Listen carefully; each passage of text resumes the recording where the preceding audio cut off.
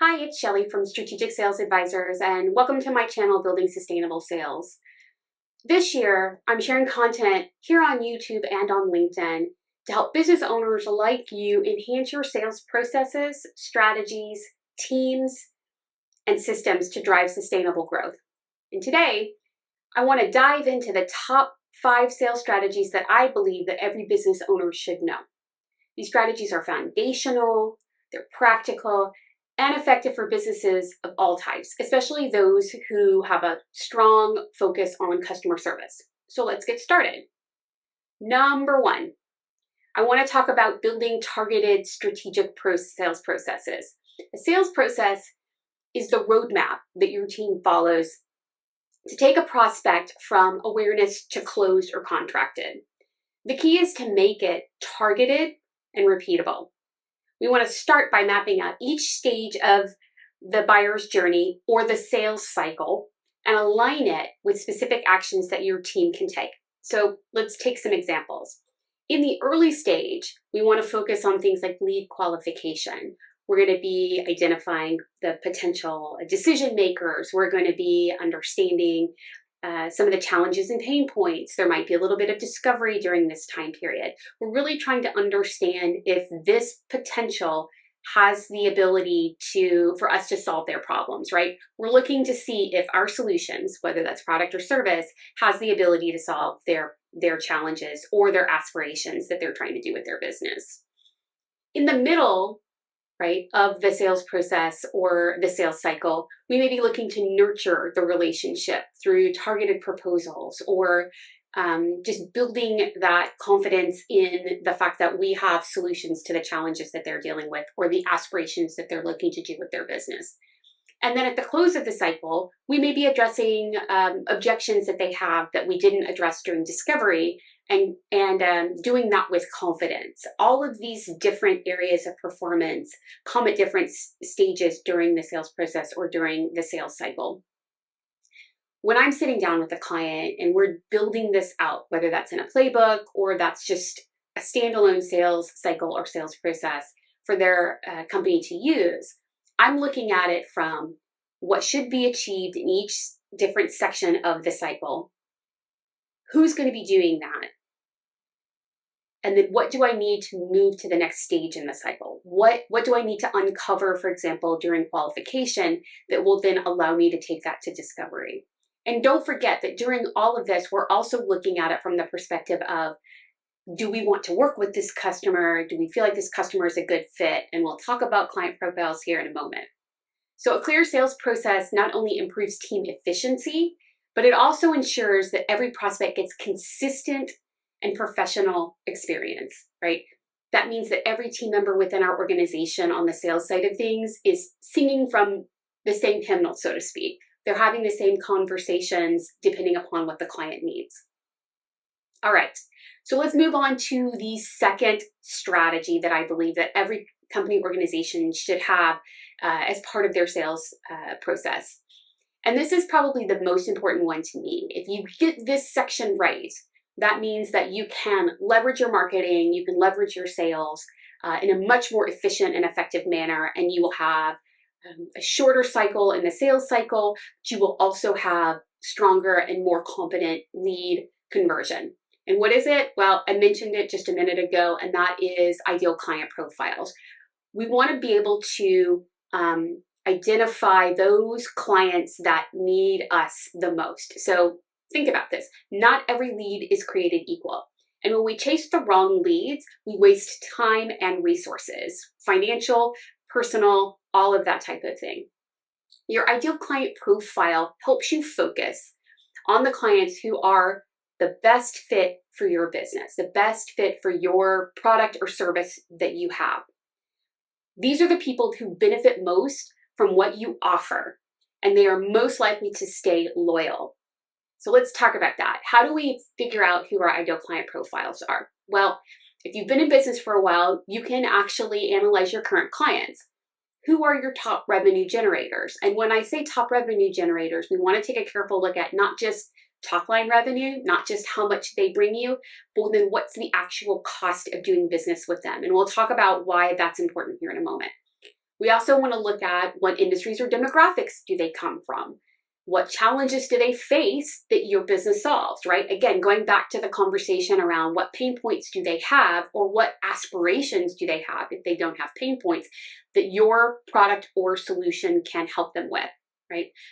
Now, I mentioned that we want to look at not just the amount of revenue that a client brings in, but we also want to look at then what's the cost of doing business. And the reason is because there is a very real cost around doing business with the wrong client, both in time and money, right? So actual expenses that you're working with them, but then also in intangibles. So on the tangible side of things, right? How much time are you working with them? Are they going over project scope? Do they micromanage you in the relationship with them? All of those different types of things that either eat up time, which costs money, or eat up resources in your team members, or if it's just you. So what you felt like that they were generating is not the actuality of what they were generating. On the intangible side, we find that there are 3 different areas that the wrong client or the wrong customer can cost you. The first is going back to just the time and resources, right? If they're working with your team and let's just say that they don't have the most engaging personality, they're a very difficult client to work with. And there's a difference between being slightly difficult and being extremely difficult to work with, right? If they are in that space where they are extremely difficult to work with and they are causing issues with your team, you could very well lose team members. And there is a very real cost to the hiring process and everything that goes with that. On the other side of it too, if they are a difficult customer and your solutions don't necessarily solve all of the challenges that they are dealing with or fit all of the aspirations that they're looking for. When we go back to the loyalty phase, right? If you are not engaging that customer and satisfying that customer because they are not the right fit, they are not only not going to be happy with the services that you render, but they are going to tell others about them. So then we've got a brand reputation situation going on. So that's another space that working with the wrong client or the wrong ideal client profile could affect you. And then the third is if you're working with the wrong client, you may be not able to take on any additional clients during that phase, right? So when an ideal client comes along and you're working with the wrong client, now you don't have the bandwidth or the space to take that client on. So now you're suffering in that space. So again, if we can get the ideal client profiles correct and build the right buyer personas in here, it's going to allow you to target and go after the right client at the right time. The final thing I want to say on ideal client profiles is these are not one and done. A great ideal client profile needs to be refined and revisited regularly. And that ensures that your team stays aligned with high value opportunities, but also as your business or the market changes, your client profiles are going to change as well. All right, so that was the second strategy.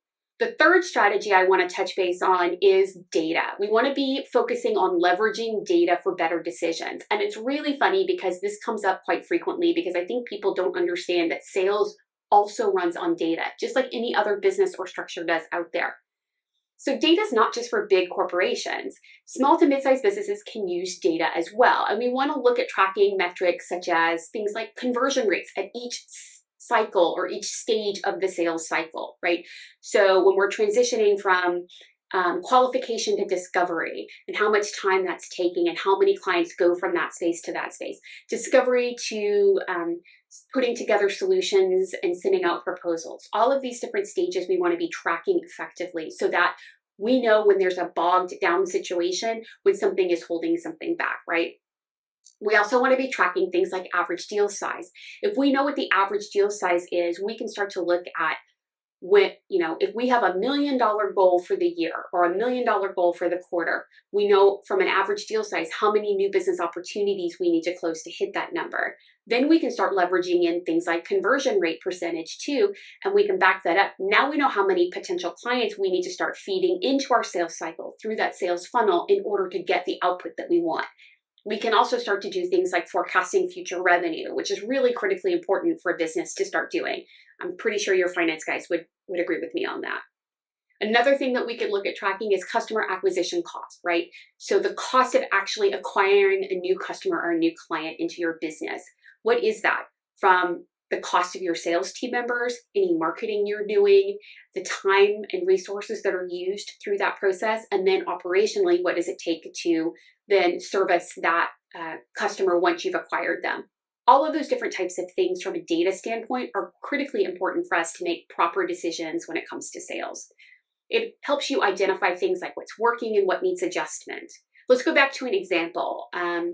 Let's just say that your conversion rate drops at sort of mid-sales cycle. It could be a signal to you that you need to improve things like follow-up on the proposal process. And I see that quite frequently where companies will send out proposals or they'll send out bids, and there isn't a process on when we're going to follow up with that client to engage them in that next conversation and try to close that business. When you base your decisions on data rather than gut instinct, you can make smarter, more impactful adjustments to your strategy. All right, let's talk about the fourth strategy that I think every business owner should have within their sales organization, and that's building referral networks. And on top of ideal client profiles probably being the most important, building referral networks is probably one of my favorites when it comes to this type of strategy. Referrals are one of the most cost-effective ways to generate leads, right? It's organic. It's people talking about your business. It's building relationships out there. And these are all warm leads. So there is a higher propensity in a warm lead to convert that down. So your conversion rate through these should be higher than any other way that you acquire new business opportunities. A strong referral network can include things like your existing clients. Happy clients, satisfied and loyal clients will recommend you to others. And we oftentimes forget to ask them to do that. If you have a good relationship with a client, it should not be something that you are afraid to ask them. I think you're satisfied with the services that we've provided you. I feel like we've got a good relationship. If you know of anyone else out there that could benefit from my services, I would hope that you would recommend me to them. Have those conversations. Another space could be business partners with complementary services. So think things like business lawyers and CPAs. They both work with potentially this similar concept or the similar type of businesses out there, and they could be able to refer clients back and forth to each other depending upon what the client's needs are. Another one that I don't think a lot of people look at quite frequently are industry connections who trust your expertise. So again, go back and think about the CPA space, right? Say you're a CPA and you work only with individual returns, right? Individual wealth or individual finance. And you have a client and they have a friend who has a business that's looking for a CPA. You may not be able to support that client, or you may not want to support that client, but if you have a referral partner who works in that space, that's someone you can easily have a conversation with. You're helping your client by helping their friend. You're helping their friend, right? And you're helping your referral partner, right? So you're building great relationships through that. The key is to make it easy for people to refer you. What I do in my business, and this may work for you all, is I actually draft out for all of my referral partners a statement of how I would like to be introduced to a client or another referral partner. That way they don't have to think about how to introduce me when it comes across. I then ask them for that in exchange so that when I run into someone that needs a business lawyer, for example, or that needs a CPA, I know who to send them to because I have built trust, and then I know how to then introduce them. And you heard me say this word, build trust. We need to be transparent, we need to be upfront, and we do need to build trust with all of our referral partners. Nobody wants to refer someone to someone they don't know or they don't trust because they're putting their reputation on the line. So if you are building those relationships, you need to be open and honest with your referral partners about what you're looking for. You need to build that awareness, and you need to respond in a timely manner to any requests that they have.